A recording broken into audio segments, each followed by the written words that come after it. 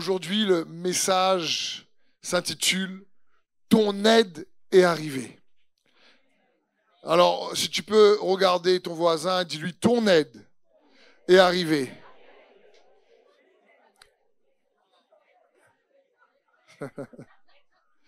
Et on va voir aujourd'hui la grâce que Dieu nous accorde de pouvoir avoir accès à l'aide qu'est le Saint-Esprit, accès à son secours. Dans Jean 16, verset 7, Jésus dit « Cependant, je vous dis la vérité, il est avantageux pour vous que je m'en aille. Car si je ne m'en vais pas, le consolateur ne viendra pas vers vous, mais si je m'en vais, je vous l'enverrai. » Ici, il faut comprendre le contexte. C'est un peu compliqué et délicat pour les disciples de Jésus. Les disciples de Jésus ont suivi Jésus parce que il y avait une prophétie dans l'Ancien Testament qui parlait du fils de David qui allait revenir et vraiment chasser les ennemis, ramener le royaume de David. Et eux, ils avaient fait un résumé très court. Ils pensaient que Jésus allait venir et chasser Rome, l'empire dominant en ce moment-là, et libérer Israël de l'emprise de Rome. Et donc, quand ils ont suivi Jésus, ils ont abandonné leur entreprise de pêche, ils l'ont suivi pendant 3 ans. Et là, pendant 3 ans où il y a eu quand même des tensions, des difficultés, Jésus a mis le monde sans dessus-dessous et eux-mêmes, ils l'ont suivi, mais c'était pas si facile que ça. Alors qu'ils ont tout quitté pour suivre Jésus, alors que réellement, ils ont expérimenté, oui, les signes, les miracles, les prodiges, et qu'ils s'attendent à ce qu'ils puissent prendre Rome et rétablir le royaume d'Israël, Jésus leur dit, ben les gars, je m'en vais. Il faut bien comprendre qu'à ce moment-là, ils n'ont pas dit, ouais, super, alléluia. Ils ont dit, attends, tu dis quoi là? Tu t'en vas? Même Pierre a dit, ah non, tu vas pas. Pierre a dit, non, parce que même si ça ne plaît pas à Dieu, non, moi je te défendrai. Il faut comprendre, Pierre, à un moment donné, il dit ça. Il dit, non, Seigneur, attends. C'est quoi ça? Tu vas mourir sur la croix? Non, c'est pas ce qu'on avait prévu, nous.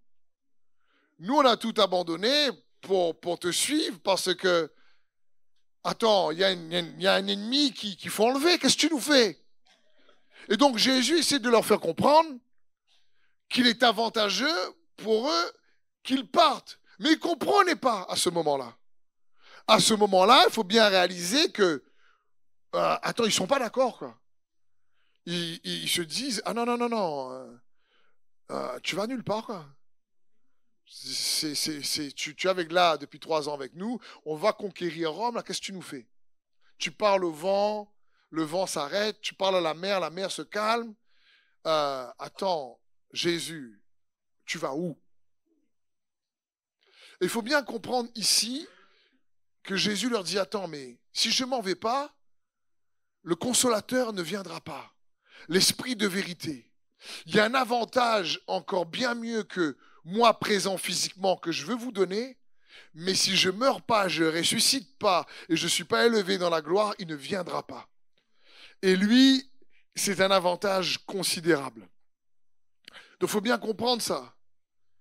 Et Jésus parle ici du Saint-Esprit, qu'il nomme le consolateur, qu'il dit que c'est l'aide dont on a besoin, l'avantage qui devrait distinguer ce qu'est un chrétien d'un non-chrétien, comme on distingue le noir du blanc, normalement. Et il dit, il y a donc un avantage, un profit. Il faut comprendre que, malheureusement, ils n'ont pas tout compris, comme on sait. Nous, c'est facile pour nous. On lit l'histoire après, et puis on connaît la suite, on connaît la fin. Mais eux, à mon avis, si on était à leur place, on aurait été pareil. Hein.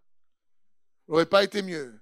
Pierre, à un moment donné, quand de toute façon Jésus, il est crucifié, il retourne à la pêche. Quoi. Il retourne où là, Jésus l'a récupéré. Il va pêcher dans son bateau. Il a chaud, il enlève ses vêtements. Et puis, il y a tout ce qu'il faut. Il y a le bateau, il y a le filet, il y a la mer, il y a les poissons. Mais il ne bec pas. comme on dit, c'est la Réunion. Il n'y a pas de poisson qui mange, ils ne becquent pas. Et ils passent toute la nuit à pêcher, selon leur expérience, et rien, pas un poisson. Jusqu'à ce que Jésus arrive sur le bord de la plage et dit à nouveau, jette le filet sur la droite.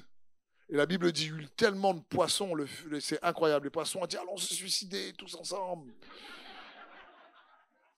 Et se sont jetés dans le filet. Dit, Jésus nous a appelés à se suicider dans le filet. Tous les poissons partaient dans le filet de Pierre.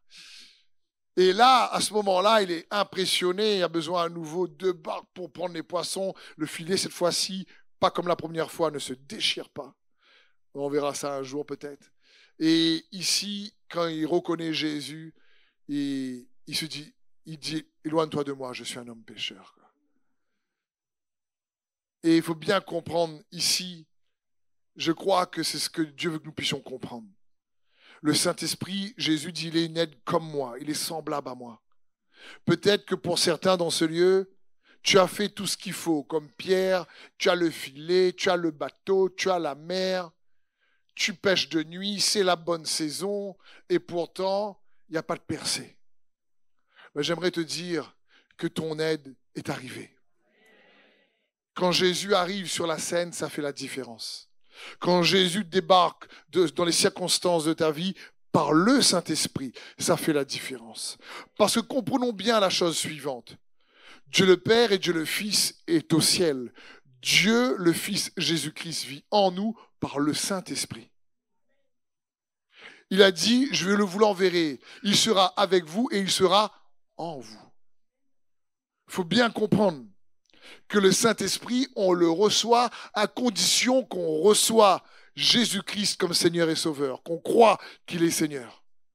Et alors, on est qualifié pour recevoir la personne du Saint-Esprit, qui est une aide plus que nécessaire, vitale, surnaturelle.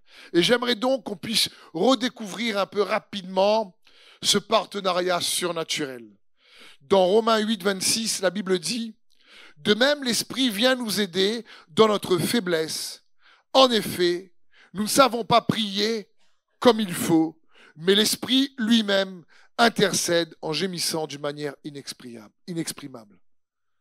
De même, l'Esprit vient nous aider dans nos limites, dans notre incapacité. Le Saint-Esprit aide. Et il est bon pour toi et moi de réaliser qu'il est vital pour nous en tant qu'enfants de Dieu d'apprendre à dépendre, à collaborer avec l'aide du Saint-Esprit. Quand quelqu'un t'aide, en général, ça rend plus facile la tâche ou la mission que tu dois faire, oui ou non? Si tu dois, supposons, soulever une table à toi tout seul en fonte de 200 kilos, tu risques un peu de galérer. À La Réunion, on dit perdre l'air.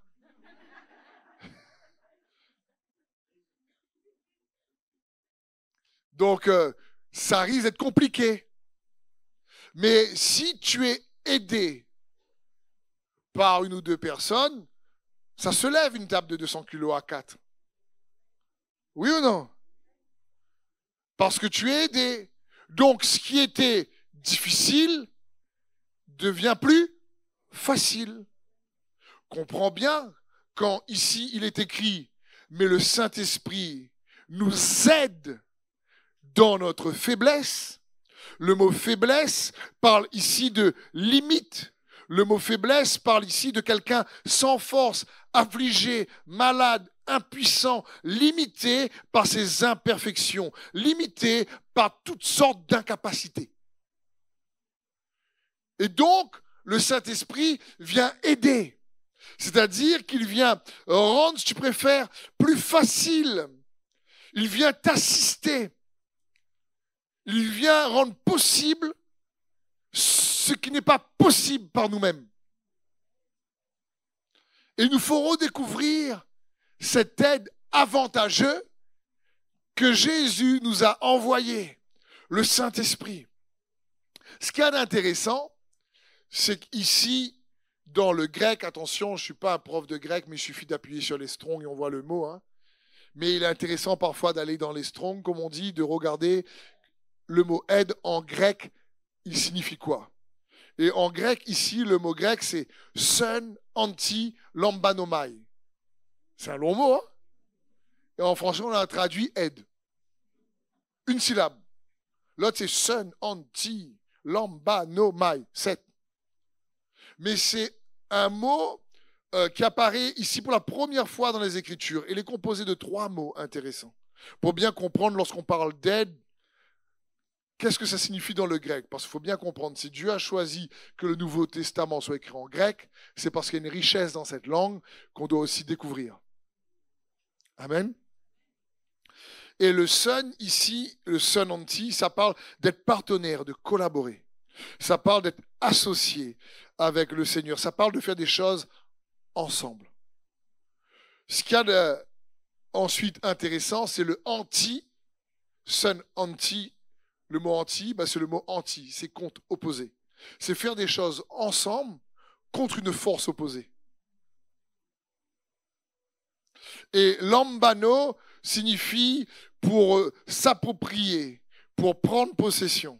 C'est faire des choses ensemble pour s'opposer à celui qui veut nous empêcher de prendre possession de la victoire que Jésus veut nous donner. Et en français, on a traduit aide. Et pour essayer de mieux comprendre, je vous dis que c'est juste pour nous aider, il nous facilite ensemble contre celui qui s'oppose à nous pour pouvoir prendre la victoire que Dieu veut nous donner. Et ça, c'est ce que le Saint-Esprit veut faire dans ta vie, mon frère et ma sœur. Mais le Saint-Esprit nous aide dans nos imperfections, dans nos incapacités, dans nos manquements. Il nous aide. Et pour enfoncer le clou, on va essayer de lire plusieurs passages pour bien comprendre que l'homme, avec un grand H, est limité. Il est clair dans la parole de Dieu que l'homme est limité dans certains types de résultats, dans certaines possibilités à produire. Il ne peut arriver s'il n'est pas assisté par une puissance spirituelle plus forte que lui-même. Et malheureusement, parfois, il y en a qui comprennent qu'il faut une force spirituelle mauvaise pour pouvoir aussi être assisté et produire un résultat qu'il ne pourrait pas produire par ses propres efforts. Donc, l'homme est limité, mais avec l'aide de Dieu, il peut faire des exploits. Le psaume 18:30 nous dit ceci. « Avec toi, je me précipite sur une troupe en armes. Avec mon Dieu, je franchis une muraille. » Ce gars-là est plus fort que les gars qui font 100 hauteurs aux Jeux Olympiques. Une muraille, c'est haut. Ça, il est en train de dire, quels que soient les obstacles dans ma vie, quels que soient les défis que j'ai traversés, quelles que soient les murailles qui ont essayé de me freiner, avec toi, je franchis les murailles. Psaume 22 nous dit que le Seigneur te réponde quand tu es malheureux, que le nom du Dieu de Jacob te protège. Qu'il t'envoie de l'aide depuis son temple, c'est-à-dire son église. Qu'il t'envoie de l'aide, qu'il t'envoie une assistance, qu'il va rendre plus facile les difficultés que tu traverses en ce moment. Amen. Et je déclare que plusieurs vont sortir de ce lieu avec l'aide du Saint-Esprit. Et si vous êtes rentrés trop chargés, vous allez sortir déchargés. Parce qu'il est là pour rendre possible ce qui est impossible. Le Saint-Esprit est l'aide. Et c'est important pour nous de comprendre ça. Quand Jésus dit il est avantageux, il voulait faire comprendre aux disciples qu'il était bien plus important qu'ils reçoivent le Saint-Esprit. Et ce même Pierre qui ne voulait pas que Jésus part, et ce même Pierre qui après a renié Jésus 3 fois devant une petite femme, qui a juré et dit un tas de gros mots pour qu'on n'arrive pas à découvrir qu'il est un chrétien, disciple de Jésus, et qui a dit non, je ne le connais pas. Ce même Pierre, quand il a reçu l'aide du Saint-Esprit le jour de la Pentecôte, et il a prêché à une foule de 3000 âmes. Et les 3000 âmes sont données au Seigneur. 3000 personnes. Il avait reçu l'assurance du Saint-Esprit. De fébrile qu'il était devenu fort. du manque d'assurance qu'il avait, de la honte qu'il avait de parler de Jésus, de dire qu'il était un disciple de Jésus. Cette fois-ci, il n'avait plus honte parce qu'il était assisté par le Saint-Esprit. Et ce même Pierre a fait des exploits pour le Seigneur de manière incroyable. Qu'il t'envoie l'aide depuis le temple qu'il soutient depuis Jérusalem, qu'il se rappelle de toutes les offrandes, qu'il apprécie le sacrifice que tu lui apportes. Dieu veut t'envoyer l'aide et il t'a en réalité déjà envoyé. C'est pour ça que je te dis que ton aide est arrivée. Il faut savoir se l'approprier. Son, antilambano, son demande quand même une collaboration. Donc, il nous faut apprendre à devenir un partenaire du Saint-Esprit. Il faut devenir un collaborateur du Saint-Esprit. C'est pour ça qu'on nous appelle chrétiens, qui signifie petit oint. Le Christ signifie le oint et son onction, l'huile de l'onction du Saint-Esprit. Et si Jésus-Christ avait besoin, lui-même qui était Dieu, mais s'est dépouillé de sa gloire divine pour devenir un simple homme et nous montrer en tant que simple homme comment on a besoin d'assister de l'onction du Saint-Esprit, à combien plus forte raison, nous avons besoin de comprendre ça et de marcher avec la force du Saint-Esprit. Acte 26, 22 nous dit ceci. Mais grâce à l'aide de Dieu, j'ai continué jusqu'à aujourd'hui de rendre témoignage devant les petits et les grands. Je ne dis rien d'autre que ce que les prophètes et Moïse ont déclaré devoir arriver. Grâce à l'aide de Dieu, ici dit l'apôtre Paul. L'apôtre Paul savait qu'il devait s'appuyer sur l'aide de Dieu. N'oubliez pas que l'apôtre Paul, qui s'appelait auparavant Saul, n'a jamais marché avec Jésus physiquement. L'apôtre Paul est l'exemple type de référence de quelqu'un qui connaît Jésus-Christ par le Saint-Esprit. C'est pour nous donner à tous de l'espoir. Et c'est pour ça qu'il dit avec l'aide de Dieu, j'ai continué jusqu'à aujourd'hui à rendre témoignage. Ça parle de la persévérance qu'il a eue, c'est grâce à l'aide de Dieu. Tu veux être plus persévérant? Demande à Dieu son aide. Tu veux que, malgré tout ce que tu fais, tu jeûnes, tu pries, tu déclares, ça n'arrive pas, demande à Dieu son aide. Qu'il arrive sur le devant de la scène. 2 Chroniques 26, 15, magnifique passage ici. La Bible dit, 2 Chroniques 26, 15, il parle du roi Osias. Il fit faire à Jérusalem des machines inventées par un ingénieur et destinées à être placées sur les tours et sur les angles pour lancer des flèches et de grosses pierres.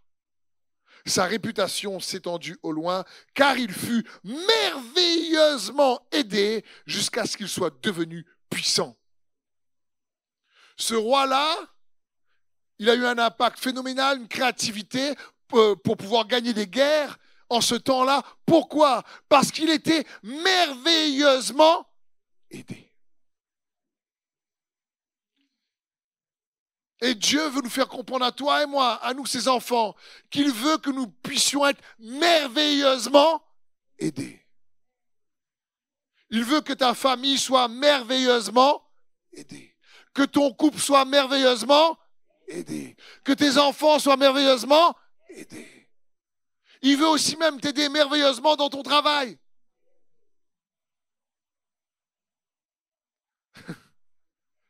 Le Saint-Esprit est une aide. C'est une personne qui a pour fonction réellement de nous aider dans notre faiblesse, dans nos limites. Et Dieu est capable d'aider l'homme en l'empuissançant par son esprit. J'aime ce psaume très connu dans le psaume 121 qui dit « Je lève les yeux vers les montagnes. D'où me viendra ?» L'autre mot, c'est « D'où me viendra l'aide ?» Le secours me vient de l'Éternel qui a fait les cieux et la terre. Ici, le psalmiste précise d'où vient son secours, d'où vient son aide. Et il est clair. Il n'est pas en train de dire « Mon secours vient du fait que je vais gagner au loto ». Il n'est pas en train de dire « Mon secours vient du fait que j'aurai un meilleur poste » Mon secours vient du fait que, oui, je vais recevoir un héritage ou quoi que ce soit. Même si tout ça, ça peut être des choses qui peuvent aider. Mais là, il précise son aide. Il dit, mon secours vient de l'Éternel. Mon secours vient du Seigneur. Mon aide vient du Seigneur. Il savait vers qui se tourner pour avoir de l'aide. Et aujourd'hui, Dieu veut que nous puissions apprendre à nous tourner vers le Saint-Esprit pour avoir de l'aide. Il est capable d'aider. Imaginons, tu as des enfants, des jeunes qui galèrent à l'école. Apprends ton enfant, dis, mais tourne-toi vers le Seigneur, il est capable de t'aider. Il est capable de te donner plus d'intelligence, de sagesse. Il est capable de nous aider dans n'importe quel domaine qui nous limite. C'est pour ça que l'apôtre Paul a dit quelque chose, je trouve, d'assez... le mot peut-être fort, mais vous allez comprendre. C'est un peu arrogant, mais pas trop en même temps. Lorsqu'il dit « Je puis tout par celui qui me fortifie ». Il faut quand même oser, je trouve. Hein. Je veux dire, parce que pour un homme, il y a un tas d'affaires pour faire quand même. Et de dire « Je puis tout ». Dans ma tête, je dis « Je puis tout ». Je puis faire la cuisine, je peux être plombier, je peux peindre, je peux conduire un avion, une voiture, je peux conduire un hélicoptère.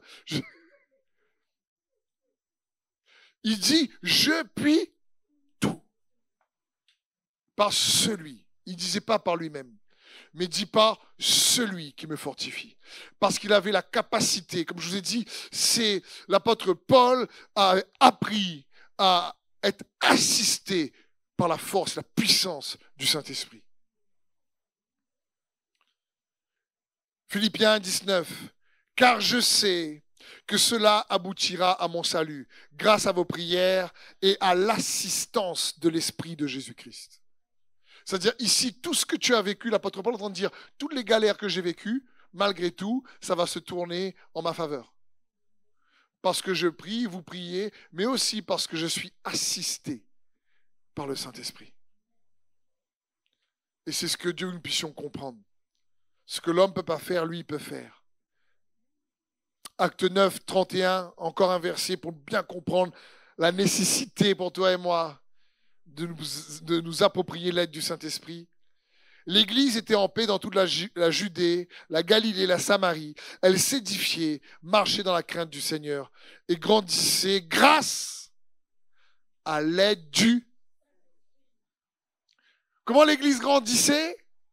Grâce à l'aide du Saint-Esprit. Donc moi, je sais, pour faire grandir l'Église, qu'est-ce qu'il faut? L'aide du Saint-Esprit.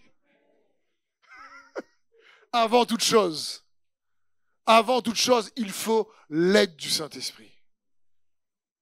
Qui est capable d'accélérer les choses, de changer les circonstances, de créer des connexions divines, de créer des opportunités qu'on ne pourrait pas avoir par nos propres efforts. L'Église grandissait grâce à l'aide du Saint-Esprit. Peut-être que tu désires faire grandir ton entreprise si tu es un entrepreneur. Même si il faut avoir des talents, même s'il faut être sage pour construire, mais en priorité, il faut avoir l'aide du Saint-Esprit. Donc, on va essayer, en deuxième partie de ce message, de voir comment le Saint-Esprit nous aide. Comment le Saint-Esprit nous aide? Parce qu'il nous aide de différentes manières. Mais il y en a plusieurs, on ne va pas toutes les voir, mais on va voir 3 ou 4 ensemble. C'est premièrement en nous révélant la volonté de Dieu.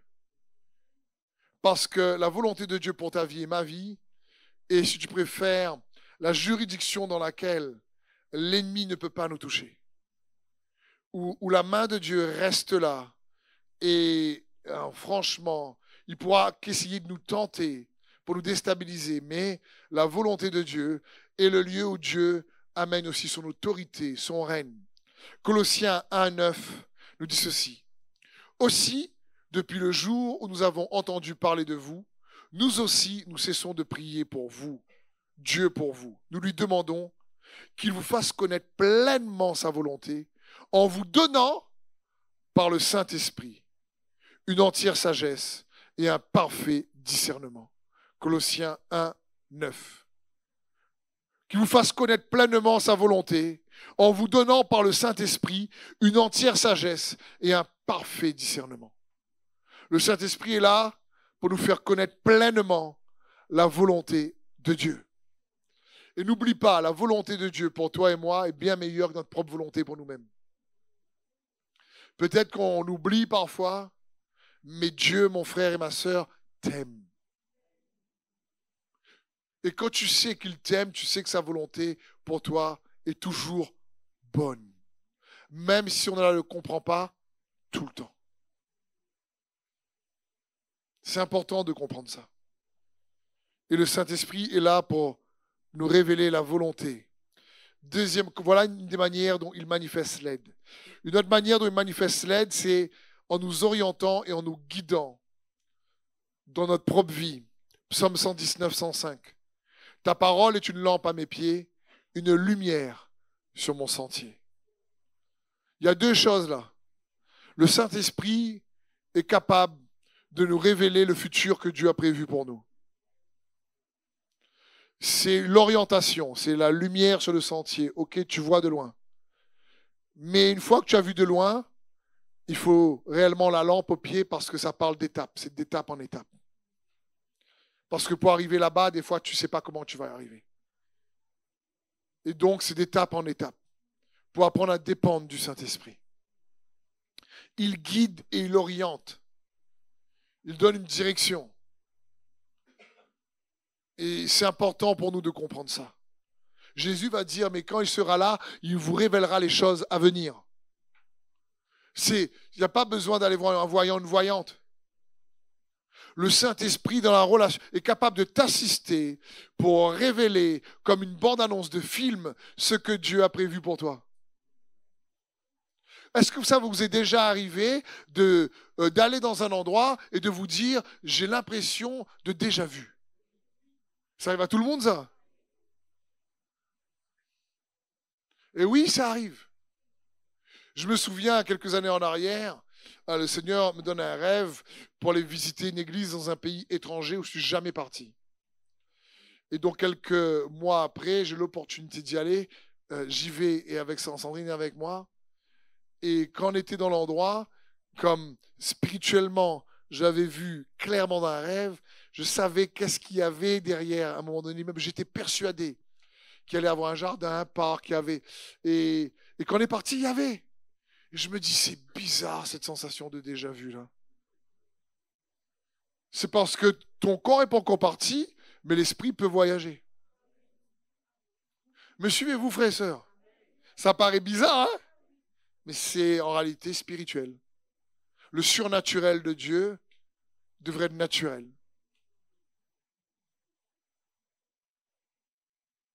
Amen.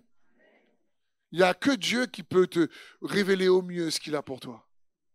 Comme une bande-annonce lorsque tu cherches la communion avec lui. Si Dieu ne m'avait pas révélé que je pouvais vous prêcher la parole, je ne serais pas là. Hein. Parce qu'avant de le connaître, je n'avais pas fait des études et je n'étais pas dans un travail pour annoncer sa parole.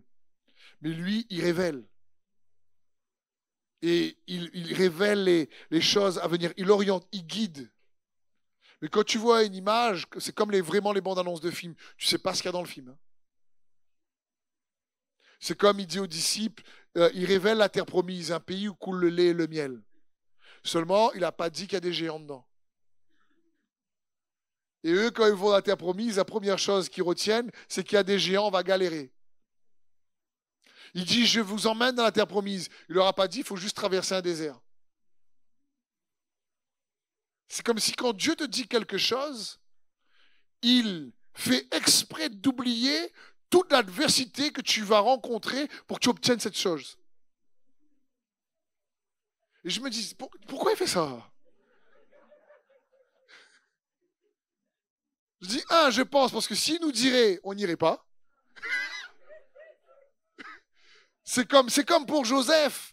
Joseph a un rêve, il voit ses frères, il voit son papa, tout ça, se prosterner devant lui. Il voit qu'il va être quelqu'un de grand. Mais il n'a pas dit qu'il va être esclave, qu'il va être prisonnier. Donc, je pense qu'il y a des étapes où Dieu fait exprès d'oublier. Parce que sinon, on dit, non, Seigneur, donne à quelqu'un d'autre. Si vous passez par là, laisse tomber. Mais en même temps aussi, parce que lorsque Dieu nous parle ou qu'il monte, il a confiance au Saint-Esprit qui vit en nous, qui est capable de rendre cela possible. Parce qu'au lieu de regarder à notre incapacité, il regarde à la capacité du Saint-Esprit en nous. Parce que c'est le Saint-Esprit qui rend Christ Jésus, l'Emmanuel, réel. C'est lui qui fait en sorte que Dieu avec nous, l'Emmanuel en nous, on l'expérimente de manière véritable. Parce qu'il nous fait expérimenter Dieu. Il vient nous assister dans notre faiblesse. On voit les géants, ah, trop fort pour nous. Dieu dit, mais attends, je suis là. C'est dans ce sens. C'est pour ça, mon frère et ma sœur, Dieu ne te voit pas comme tu te vois. Et il faut que tu comprennes qu'il est de ton côté, et qu'il est avec toi, et qu'il est pour toi. Jésus a versé son sang pour ça. Il a versé son sang pour nous racheter, afin de nous envoyer le Saint-Esprit. Il faut bien comprendre. Quand les gens voyaient Gédéon comme un peureux, lui voyait un vaillant guerrier. Quand d'autres voyaient Moïse comme un meurtrier, lui voyait un libérateur. Quand les gens voyaient, je ne sais pas, Pierre comme un gars un peu instable, un coup il marche sur l'eau, un coup il coule. Jésus voyait un roc. Quand les gens voyaient Jean et son frère comme des grincheux, parce que Jésus les appelait les fils du tonnerre, Jésus voyait le disciple qu'il aimait, quelqu'un de aimant. Dieu ne voit pas comme on voit. Et Dieu ne te voit pas comme tu te vois. Parce qu'il est bon. Il faut qu'on réalise. Et Jésus a dit, il est avantageux pour vous que je m'en aille. Pour ses disciples comme pour toi et moi aujourd'hui. Pour ceux qui ont accepté Jésus-Christ comme Seigneur et Sauveur. Qui sont chrétiens. Une autre manière dont il nous aide, c'est en nous consolant. Jean 14, 16. Et moi, je prierai le Père. Il vous donnera un autre consolateur afin qu'il demeure éternellement avec vous. Jean 14, 26. Mais le consolateur, le Saint-Esprit, que Dieu le Père enverra en mon nom, vous enseignera toutes choses et il vous rappellera tout ce que je vous ai dit. Jean 15, 26. Et quand le consolateur sera venu, quand je vous l'enverrai de la part du Père, l'Esprit de vérité qui vient du Père, il rendra témoignage de moi. Le consolateur. Plusieurs fois, Jésus appelle le Saint-Esprit le consolateur. Ici, le mot grec, c'est paraklétos, composé aussi de deux mots. Para comme parasite, un parasite qui reste à côté. Mais il n'y a pas le zit, il y a le para. Et klétos parle de celui qui, en fin de compte, t'invite à rester à ses côtés. Celui qui t'appelle à rester proche pour te consoler, pour t'édifier. Parce que nous, quand on pense consolation, on pense une consolation temporaire. Comme on console un enfant qui pleure, viens là, mon petit garçon chéri, arrête de pleurer, papa elle est là. C'est pas juste ça. C'est pas juste une consolation temporaire. C'est quelqu'un qui est à tes côtés pour que tu puisses expérimenter réellement la force de Dieu lorsque tu es faible. Pour que tu puisses expérimenter les impossibilités de Dieu lorsque tout est impossible pour nous. Pour que tu puisses expérimenter le courage de Dieu. C'est pas juste consoler. C'est pour nous transformer. C'est lorsqu'il y a une peine, la consolation de Dieu transforme cette peine en lieu de règne. La Bible dit, Psaume 84, 6, « Heureux ceux qui placent en toi leur appui, ils trouvent dans leur cœur des chemins tout tracés. » Ça signifie que quand tu places ton appui sur Dieu, même si c'est difficile, lorsque tu cherches, tu sais quoi, tu vas trouver quand même des possibilités pour t'en sortir. Amen, aurait été bien. Parce que le verset suivant dit ceci, Psaume 84, 7. Lorsqu'il, c'est qui il? C'est nous. Traverse la vallée des pleurs. Ici, le mot Baka, c'est la vallée des pleurs. Il la transforme en un lieu plein de sources. Et la pluie la couvre aussi de bénédictions. Leur force augmente, t'imagines? Leur force augmente pendant la marche. Et ils se présentent devant Dieu à Sion. Vous savez, quand on a des saisons de peine, des difficultés dans notre vie, on est tous tentés à tomber dans le désespoir. On est tous tentés à dire ça va pas marcher, c'est compliqué, on va pas s'en sortir. On est tous tentés de devenir incrédules. Oui, mais Dieu m'aide pas. Ça fait longtemps que je prie, il n'y a pas de percée. Ma situation galère. Et tout le monde en est confronté à des souffrances diverses et variées. Et dans ce moment de souffrance, on est tous tentés à baisser les bras. On est tous tentés à se dire, mais il n'y a plus d'espoir. Mais ici, la Bible dit, mais ceux qui traversent la vallée de Baca des pleurs, parce qu'ils s'appuient sur son aide, cela transforme cette situation en un lieu plein de sources. C'est-à-dire le lieu de peine devient un lieu de règne. Et la pluie la couvre de bénédictions. Au lieu de s'affaiblir à cause des difficultés, ils deviennent de plus en plus forts. Leur force augmente pendant la marche. L'apôtre Paul va dire ça autrement. Il va dire les légères afflictions du moment présent. Et il n'en avait pas des légères en réalité. Mais lui, il trouvait légères. Il dit, produisent en nous, au-delà de toute mesure, un poids éternel de gloire. Parce que nous ne regardons pas aux choses visibles, mais aux choses invisibles. Car les choses visibles sont temporaires, mais les choses invisibles sont éternelles. Et donc, mon frère, ma sœur, ça parle de la consolation de Dieu. C'est l'expérience réellement de sa force lorsque tu es faible. C'est l'expérience de sa vie lorsque tu es au plus bas. La consolation de Dieu nous communique la puissance de Christ par le Saint-Esprit. Elle nous libère de nos peines, de nos blessures. La consolation, si tu préfères, du Saint-Esprit imprime le cœur de Dieu dans ton cœur. Et tu le connais par l'expérience. Parce que quand tu es consolé, et quand je suis consolé par le Saint-Esprit, il faut bien comprendre, il y a deux réalités qui s'entrechoquent. Tu as la réalité de tes circonstances visibles et physiques difficiles qui te créent en toi une peine, mais comme tu t'appuies sur lui, tu as la réalité de l'Emmanuel par le Saint-Esprit qui rend Jésus réel en toi et la réalité de l'expérience de sa consolation en toi devient plus réelle que la réalité de l'expérience des peines autour de toi.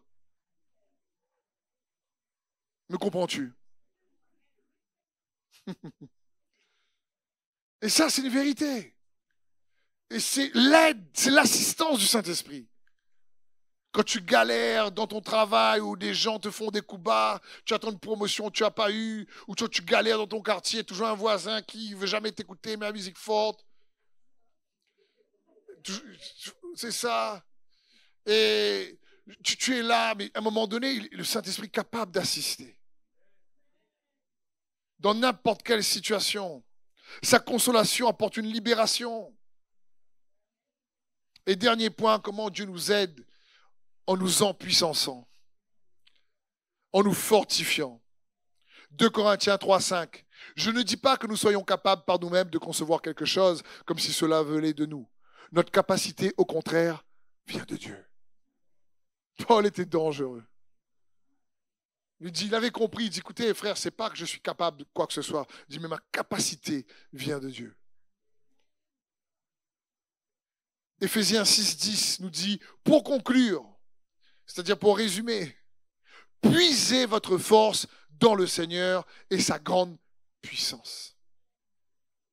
Il y en a pour tout le monde, t'inquiète pas. S'il a fortifié ton frère ou ta sœur, il est capable de te fortifier toi aussi. Puisez votre force dans le Seigneur. C'est juste magnifique. Ça parle de puise ta force. Il va t'assister. Il va te rendre fort. Et c'est ce que Dieu désire pour chacun d'entre nous. Romains 15, 19 nous dit par la puissance des signes extraordinaires et de prodiges, par la puissance de l'Esprit de Dieu. C'est ainsi que j'ai annoncé pleinement la bonne nouvelle du Christ, allant de tous côtés depuis Jérusalem jusqu'à la province d'Illyrie. Si l'apôtre Paul avait compris qu'il avait besoin que l'évangile soit aussi prêché avec la puissance de l'Esprit. Être assisté, le Saint-Esprit est ton aide. Et ton aide est déjà arrivée. Et Dieu veut que nous puissions saisir cette aide. Amen. Père, je te remercie pour ta parole. Je te remercie pour ta présence. Je demande d'étendre ta main dans la vie de mes frères et sœurs dans ce lieu, ceux qui nous regardent sur Internet. Esprit de Dieu, viens. Seigneur, je te demande de venir fortifier, de venir assister tous ceux et celles qui font face à des défis qui sont lourds, qui les oppressent. Seigneur, pour ceux et celles qui ont la tête sous l'eau, pour ceux et celles qui ont dit dernièrement, j'ai la tête sous l'eau, Seigneur, viens, Seigneur, les relever. Pour ceux et celles qui sont sous le poids des difficultés, viens les redresser dans le nom de Jésus-Christ, Père. Amen. Merci d'avoir suivi ce message. J'espère que ce message a fortifié votre foi. Merci également pour tous ceux et celles qui nous soutiennent au travers de votre générosité. Vous avez en bas de votre écran un QR code qui vous conduira vers une page qui s'intitule jeveuxbénir.com. Merci de nous aider à propager sa parole. D'ailleurs, si ce message a fortifié votre foi et que vous connaissez quelqu'un de votre entourage qui aurait besoin de l'entendre, n'hésitez pas à lui partager ce message. Aussi, je vous encourage, si vous le souhaitez, à vous abonner à notre chaîne YouTube. Nous avons des messages nouveaux chaque semaine. Nous sommes aussi présents sur d'autres médias dont vous aurez donc les liens dans la description ci-dessous. En tout cas, merci de nous avoir suivis. Soyez bénis.